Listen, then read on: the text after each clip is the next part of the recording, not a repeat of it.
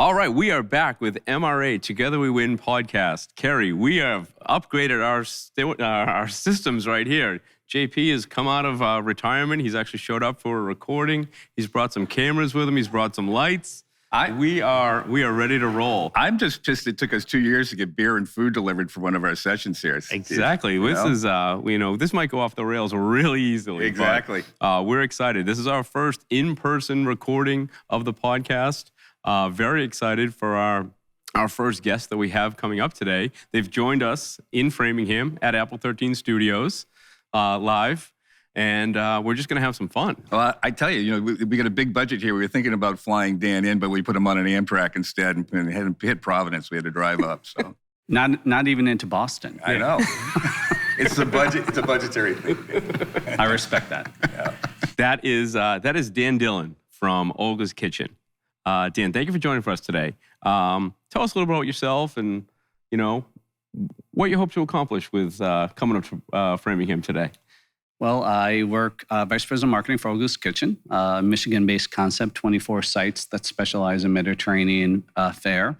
Started about 50 years ago, and I'm here to proselytize the quality of Olga's Kitchen and bring it into the Massachusetts market. We run host ghost kitchens. The most signature products that we serve in our restaurants are available for operators to run out of their restaurants, easy to execute, high-quality products.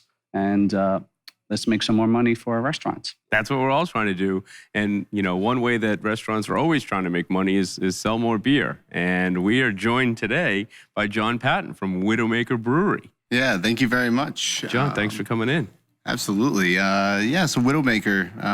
I've been in this business for about 9 years. Got in with distribution and then worked my way through the brewing industry and between breweries, non-alcoholic, back to breweries, and Widowmaker. We specialize in New England IPA. We've been around for 6 years, and we run a hell of a ship, I guess. So I think one of the coolest things about what we get to do is we get to be on the cutting edge of the things that are happening out there that help promote restaurateurs and what they're doing in their business, right? And ghost kitchens, probably been around for about 5 years now. Even pre-pandemic, they were hitting. And I think that, and you'll get into this, I'm sure, Dan, but how it can help add another revenue stream to what you've already got going on without adding equipment costs or labor costs. And breweries, craft breweries, Sam Adams was in our back pocket. I think Jim Cook was the guy, right? That kind of kicked it off. So excited to learn more about what you guys are talking about. But let's start with you. And, you're coming out of Michigan. I've got some history with Olga's Kitchen. A friend of mine ran the concept for a short amount of time. The quality of product's incredible. It's a short menu. It's not like a huge menu, but you got to bring a quality product to an area up here where we don't have a lot of that on the dining thing. So who are the kind of restaurateurs that you look at to become a part of this ghost kitchen concept? I'll start by saying it's more of a host kitchen where there's a restaurant that they have the four walls, they have the equipment, they have the team members, and how to increase the revenue without increasing any complexity. And so we're looking for well-run restaurants, people looking to boost their revenue, leverage their talent, people that have great produce and great talent. It isn't really about just finding those operators that are just looking to make money. It's looking for people who are really recognize the opportunity that ghost host kitchens represent. And so much about ghost kitchens is there's so many guests and consumers now that never interact with the restaurant. They're interacting with their phone and an app, and there's no need to invest in ambiance and even front of the house staff. And how do you get through that noise of the consumer that's just scrolling on their phone? How do you stand out on an app when you're competing with so many other concepts in the app world? Great question, and it really is why I think Olga's Kitchen is uniquely positioned in the marketplace. Mediterranean food is definitely on the rise, definitely trending in the right direction. Their perceptions of health halo. We are a 50-year-old brand, and we actually have a national footprint with 70 restaurants across the U.S. And so there's some pent-up love for who we are. I like to tap into that nostalgia, for who we are as well. And so I think it is the fact that we're really well known. We have a core base of a couple of signature products. Snackers, which is, I don't necessarily just call it fried bread because it's so much more than that. It is, Olga's has the best bread on the planet. And so dice that up, toss that in our snacker seasoning, Swiss almond, and serve it with Swiss almond cheese. That's core to who we are. The original Olga is a gyro. And so it's not a sandwich, it's an Olga. The best bread on the planet, our beef and lamb season. So it really is about having the product to back up and to cut through the noise because we have 50 years of love. And you mentioned, how do we cut through? It really is by leaning into our heritage of 50 years as a reason to believe. We also know that heritage alone isn't enough, and so we back it up with the product. Yeah, I think you had me at fried bread. Amen, brother. So not unlike now, John, we do our grocery shopping on an app. But we're buying dinner on an app. We're buying everything on an app. We're running out of stuff to do. So breweries kind of at an all-time a destination for people looking for something to do on a Saturday afternoon or a Sunday afternoon or a Saturday night is, hey, let's go hang out at a brewery. Mm-hmm. Right? Absolutely. Yeah. And and I think thinking about COVID and, during the pandemic as a company, we really pivoted big time to get our customers to be coming to our brewery during that time. We really kind of set the pace on curbside pickup and really changed that model, I guess, in terms of what breweries were doing at the time. And it really steered our business in the right way. And it created a lot of long-lasting customers that probably were made, that visit now and then were made back then. We keep food trucks going at the brewery. We throw concerts. We throw do-it-yourself, like maker markets, all sorts of stuff. Yoga in the tap room. I think we're looking at bringing a mobile barber to come cut hair. We're throwing a car show, which I think that one's pretty universal. I think a lot of other breweries are really into that kind of stuff as well. We do anything and everything to get our name out there. I mean, we have 2 beer gardens happening this summer. We're opening a new tap room in Brighton. Nice. We're constantly trying to elevate our events and what we're doing on a weekly basis to drive our business, to drive people to our tap room. And, and then also with that, on my side of things, being the director of sales, it's really important for us to be working with our restaurant partners and bar partners to, help maximize how many people we can get out to their places as well. So. I mean, this is just the greatest interview ever. I mean, we've got fried bread and we've got yoga in the tap room. I'm thinking about a Lululemon Pale Ale or something like that. I don't know if that's our speed really, but maybe studded jacket. We're more about the metal and. Yeah, but back to you have the brewery, but you guys are fighting for space on the beer tap, and there's probably one of the most competitive spaces out there right now is trying to get your label on a beer tap. But you're doing something right because you're at the Beachcomber. That's right. And if you get a tap at the Beachcomber, long-time listeners will know that Kerry loves the Beachcomber. I think he weaves it into every episode. I have to. I mean, that's an institution in Massachusetts, right? Beachcomber is, and I've known Dan Murray over there for quite some time. I started in the beer industry on Cape Cod. And he's always been a big supporter of craft beer when possible. And, that's always great. But yeah, the competition on tap is fierce, and it's not just from big beer companies. It's from, our partners and our friends in this business as well. Nothing better than knocking down your friend's tap handle. And even the evolution of the brewery industry in Massachusetts over the last 10 to 15 years. There used to be kind of a destination brewery every 30 miles, 35 miles. Now it's almost as a brewery in every zip code. How do you creatively market yourself to stand out in that brewery competition? Yeah, this is something that we're really talking about a lot internally. The owner, Ryan Lavery, he has everything to do with our marketing, everything to do with the speed at which we're moving, and his creativity has really helped push this brand further than probably he could even imagine it to be.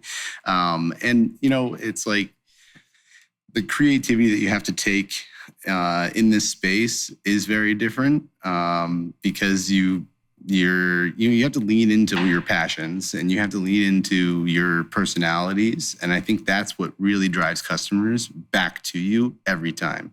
When they see an authentic version of someone's self within the company, I think that really speaks to people's just motivations and loyalties towards brands. If they can recognize something within themselves that matches that. You guys have the same challenge. I was going to say, I could very much appreciate the journey that you're on. Fostering that individual local relationship.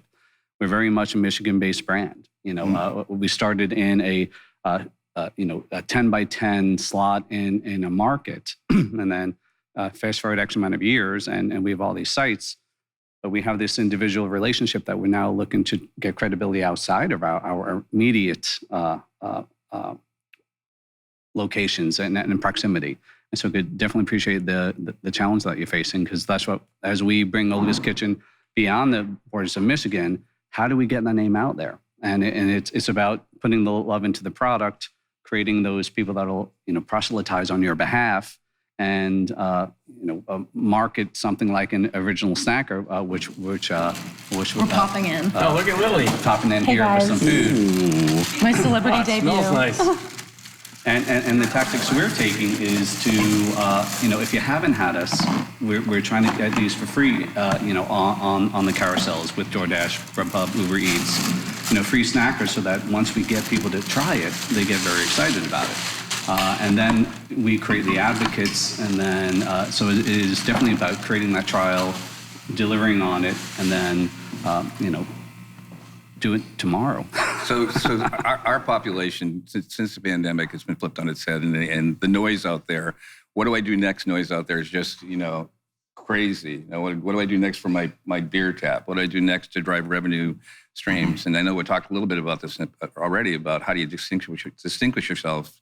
But if I'm a restaurateur, and you described a good part of our population, they execute at a real high level, right? But they're in their stream, man. They're in their swim lane, and they don't like to get out of their swim lane. So what are the things that you tell them to help them get out of their swim lane to both you guys to help drive revenue, why your product would make it, an easy thing for them to do? Well, it's looking at your capacity. How no restaurant is going to sacrifice their core brand for the sake of driving additional sales through a secondary brand. It's just not smart operations. And so looking at your own capacity, recognizing the downtime of your team members, recognizing the throughput opportunities on your line, recognizing how much of your off-premise sales have you lost since COVID has not necessarily moved on, but it looks very different today. So what's your capacity to make sure that you can protect your core brand, and finding the right partner to introduce as a host kitchen. We worked really hard to get our bread, which in our restaurants, it's we proof it, we bring in dough, and we cook it fresh in all of our restaurants every day.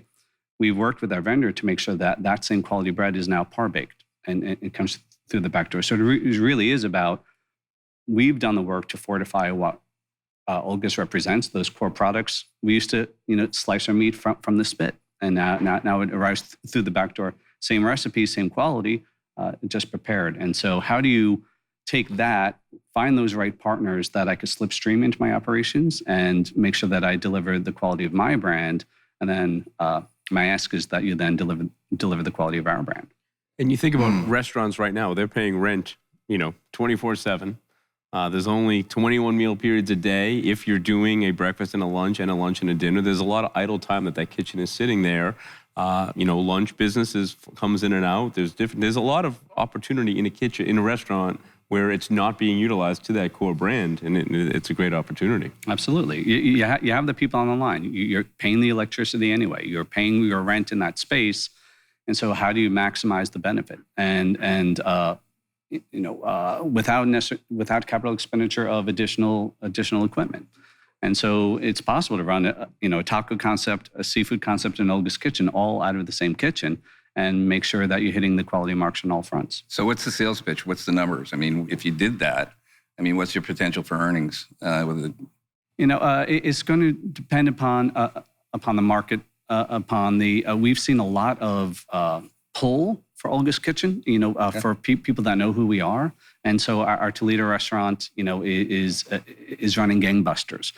We just launched a restaurant in West Virginia. And so that's a little bit more of a slow build. We don't necessarily have credibility in the West Virginia market. And so we're working with the operator, we're working with our agency as a partner to find those influencers, to get the message out there, to use our voice, which is on Facebook, 65,000 followers, or through our loyalty program, 200,000, and just really be a partner to make sure that we're getting that message out. Because our success is dependent upon your success. We've launched 2 restaurants in Boston as well. That slow build down south isn't a big deal. They're still trying to figure out Dunkin' Donuts down there. So I think they'll get there though. Yeah, eventually. Yeah. John, see a lot of talk about beer floats. Oh, Talk yes. about a beer float. Yeah. So,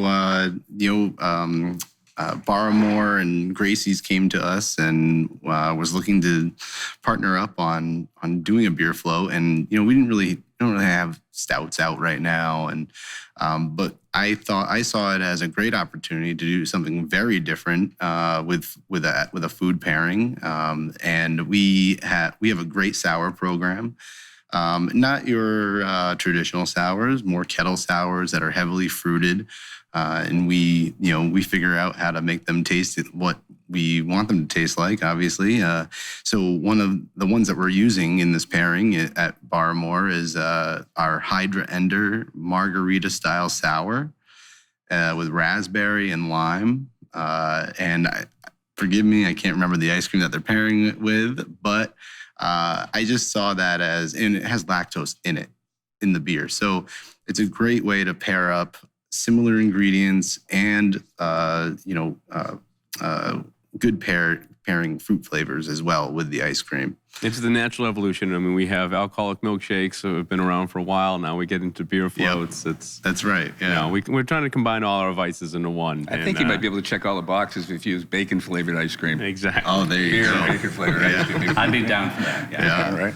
Do that with a little smoked lager, something like that. There you go. So seltzers. I mean, I think. Yeah. So beer. There's a population out there that doesn't drink beer. Yeah. I live with one at home. Right? Okay. And if we go out, and I love to go to breweries, and so has to be an option for her when she comes out. What you guys doing seltzers? So that is something that we are currently working on. Since we have our new tap room brewery kitchen in Brighton, that will be the place where we get the seltzers figured out, and then we'll do it in a bigger batch, keg a lot of it, and have a good stock. That is something that we're going to be offering very soon. Currently, at our tap room in Braintree, we offer like Liquid Death canned water. Fits our brand, Widowmaker. I was going to say Liquid Death, Widowmaker.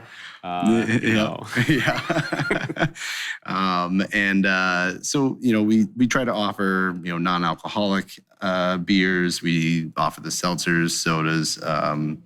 Eventually we'll have the seltzer and Grim Reaper seltzer. Something like that. Yeah, definitely.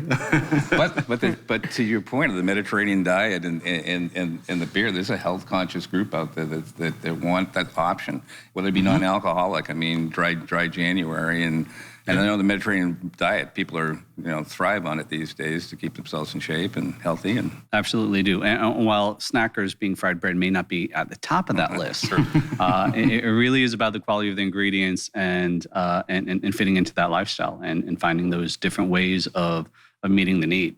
We have the Olga salad, whole host of we have vegetarian options, and so it depends on what the consumer is looking for, or what the guest is looking for.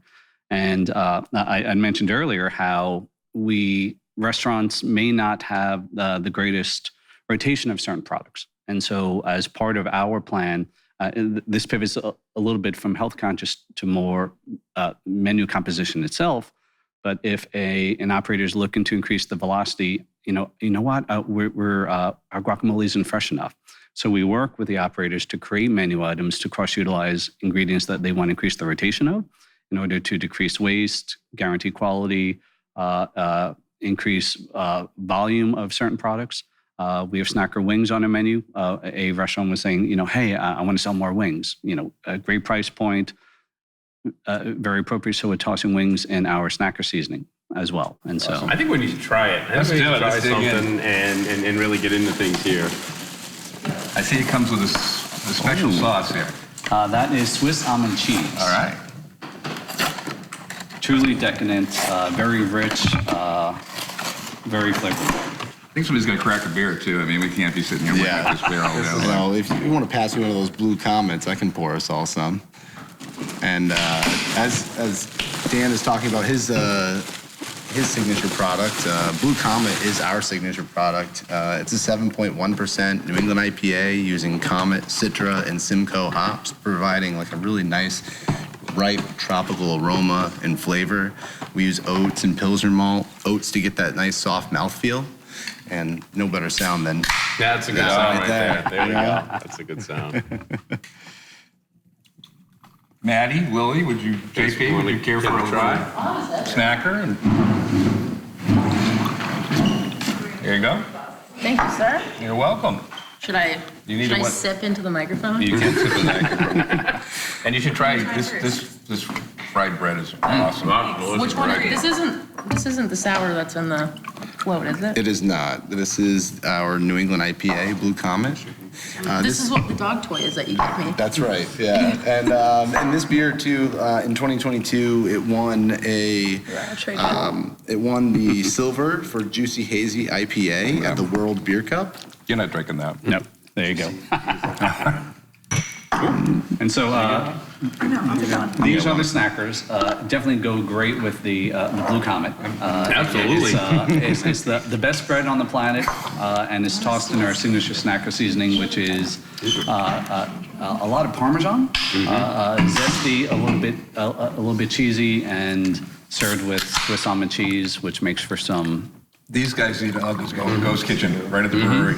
Excellent. Can you imagine pushing these things out with a beer? It'd be awesome. And these travel really well too, right? One of the challenges with ghost kitchens is, and even in to-go and delivery, is what food travels well and what food doesn't. Correct. These seem to travel really well. They hold their consistency. They hold their quality. Hold the temperature. Wow, that's good. You like that? Really, really good. Yep. Yeah, I mean, this is, to me, I've only been working for Widowmaker for about a year now. I've been a big fan ever since they opened their doors. I was working for another brewery at the time. I stayed friends with them, and over time, and when I was in the soda non-alcoholic space, it got really boring. Surprise, surprise. But these guys had a place for me at a point last year, and I wouldn't have it any other way at this point. I love their beer, and I think Blue Comet's, kind of like the gold standard across Massachusetts for available New England IPA in a space where, rare, hard to find, have to go to the brewery to get it is the common. So being able to get top-notch New England IPA out on a shelf any day of the week is pretty crucial, especially in New England where we have an appetite for beer, unlike a lot of other places. So I think we're supposed to have a tasting. I can't stop eating nor drinking. This is definitely the best live podcast we've done with food options. Well, go ahead, Kerry. So you guys face the same, podcast with food and booze in your mouth. Goes right down the tube. So you, not unlike everybody else, the commodities hit the brewers is just as hard as anybody else. Hops is almost impossible to get. Yeah. Has that flipped over now, and you guys have better access to the commodity? Yeah, I think. For us, take Blue Comet for instance. Comet is one of the hops.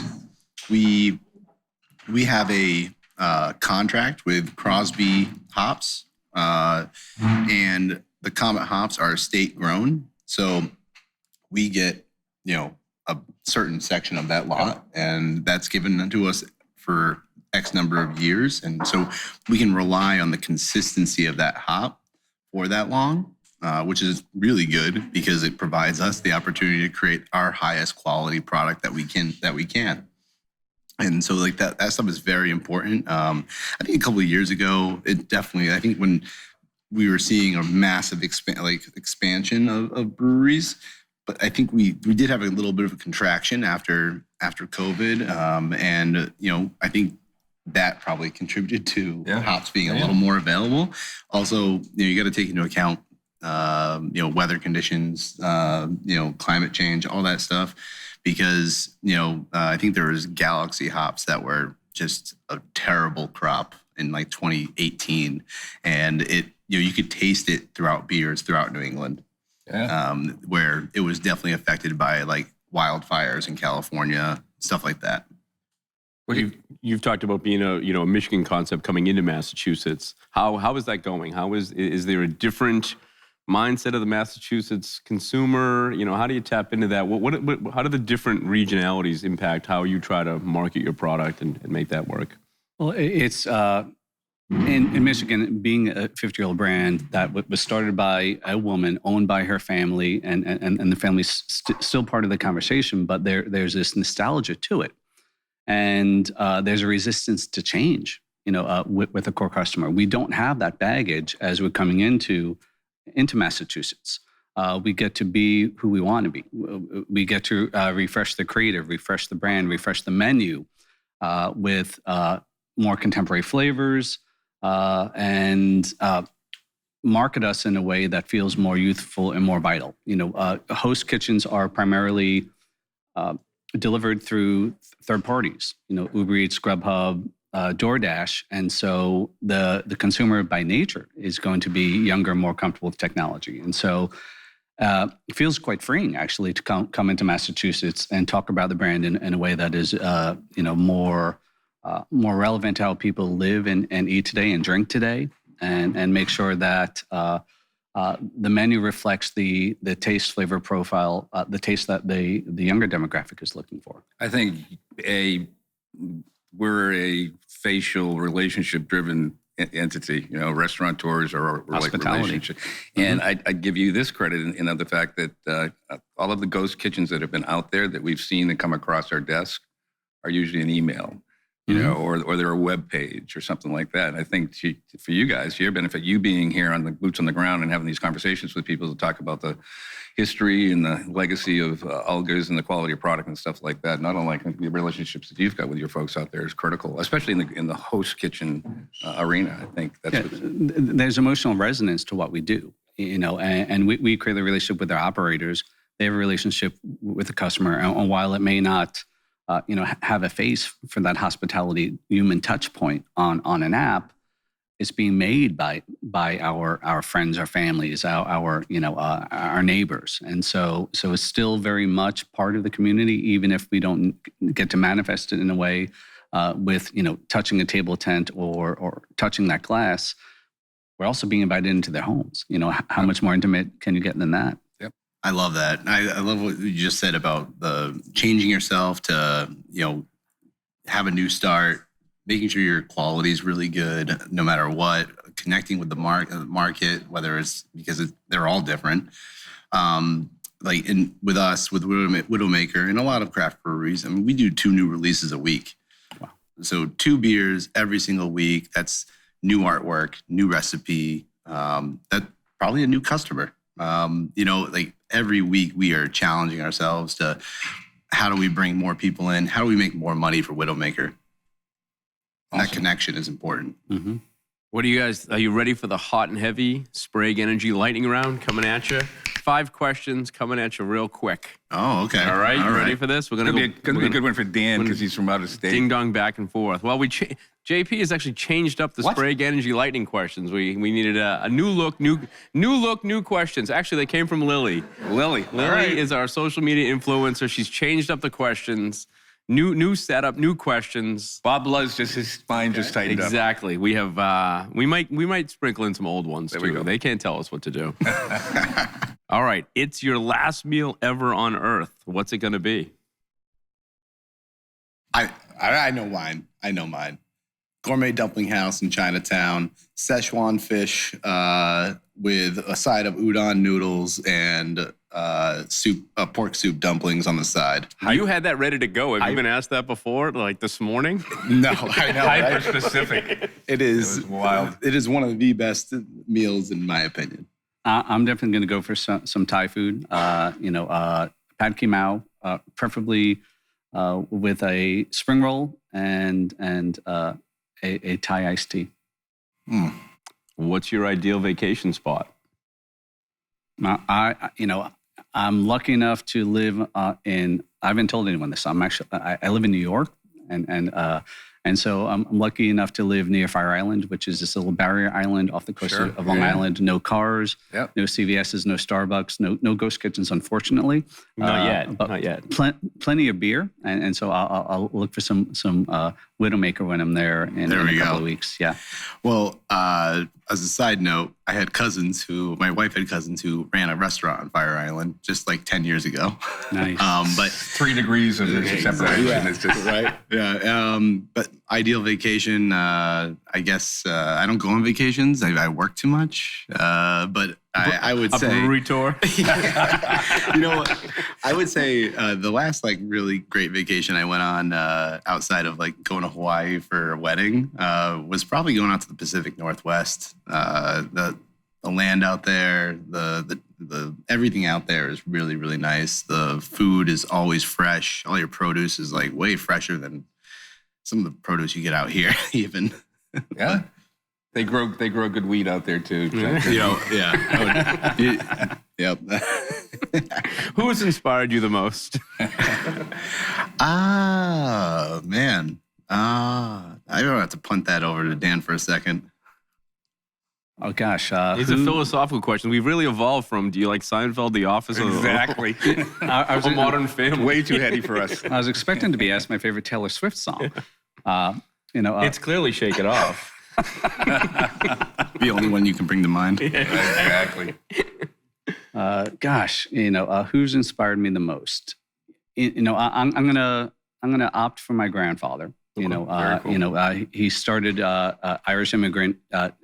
Migrated over, met his wife here, worked at Gimbel's as a security guard for about 50 years. His humble roots, the way he provided for his family is amazing to me. I started my career as a waiter at TGI Fridays, and I left that company as vice president of marketing menu development. And so it really is, I think, that willingness to show up every day, do the work, and that's something I've carried throughout my entire career. Great story. Great answer. Yep. Thinking about it, I think I'd have to say my wife. Also a good answer. A smart answer. You get in that relationship, you set goals together, and then all of a sudden you start achieving those goals, and you have a kid, and that forces you to reevaluate, make sure that you're continuing to grow and become a better person, for that little person, and for her as well. So I would say by and far my wife and my family. So Favorite way to relax? Sun and a book. And so my mention earlier of Fire Island it really is just when there's nothing else to do and I'm forced to slow down, sit outside, wind blowing, simplicity of nature. Have a book, get lost, and it just quiets all the outside voices and helps me reconnect recenter. Yep. And absolutely. a little more, I'd say probably a beer and a joint. Sitting outside. Exactly. These are great answers all the way around. Yep. Perfect answer, right? That's it. What is your go-to type of cuisine? We know your last meal. What's your go-to cuisine?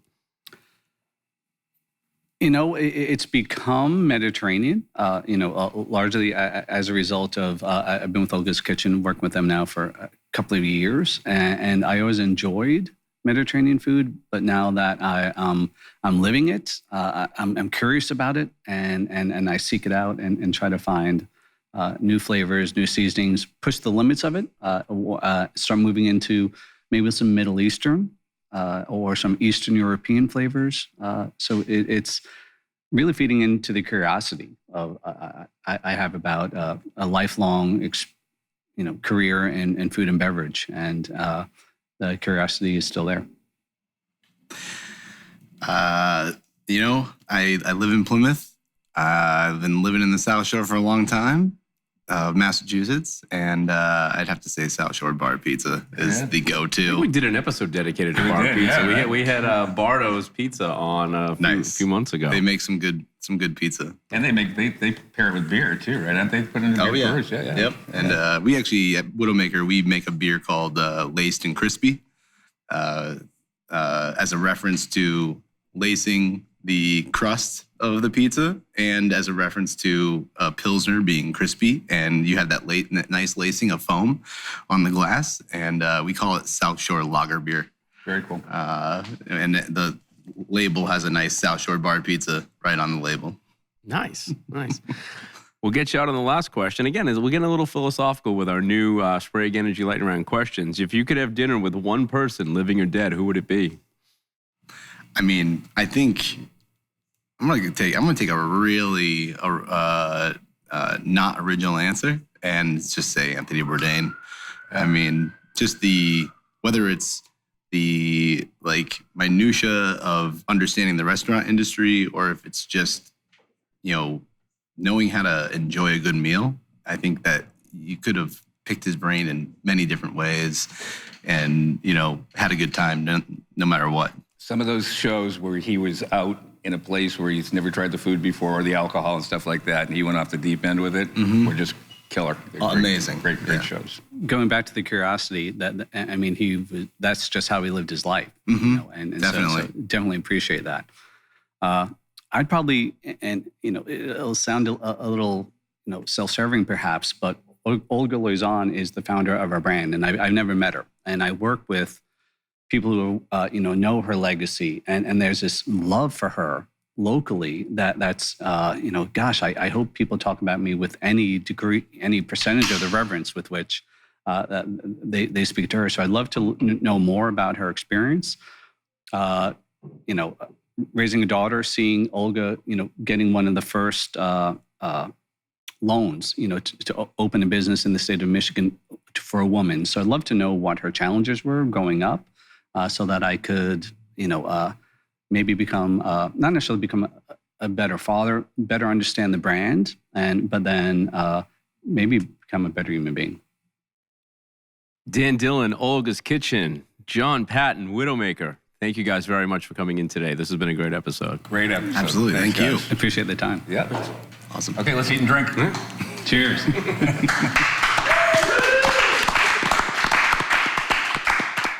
Steve, with marketing being one of the Achilles heels for restaurateurs, who's our go-to for marketing, public relations, and social media? That's going to be our great friends at IUC, Image Unlimited Communications. Maddie, where can we find you? You can find us on socials at IUC Boston. Or also on web, iucboston.com. Thanks, Lily. Yeah. IUC. Woo. Follow us.